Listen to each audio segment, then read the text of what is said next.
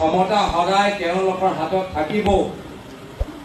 যদি কিছুমান মুখ্যমন্ত্ৰীৰ লগত আশে পাশে থকা মানুহবোৰ যদি ভাবে যে গোটেই ক্ষমতা মুখ্যমন্ত্ৰী চকীত আছে, অসমৰ জনসাধাৰণে ইতিমধ্যে সিদ্ধান্ত লৈছে যে অহা বিধানসভা নিৰ্বাচনত তেওঁলোকে প্ৰমাণ কৰিব যে ক্ষমতা এটা চকীত নাই, ক্ষমতা জনসাধাৰণৰ হাতত আছে।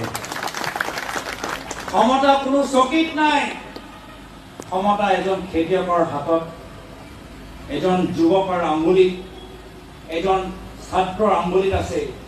এই আঙুলি যেতিয়া ইভিএমৰ বাটনপত টিপিব, তেওঁলোকে কাৰোবাক চকীত বহাবও পাৰে আৰু পৰৱৰ্তী সময়ত কাৰোবাক নুমাবও পাৰে। আৰু এই যে সাহস প্ৰথমে আমাৰ কৰ্মীখিনি নিজৰ মাজত অনুভৱ কৰিব লাগিব। আৰু এই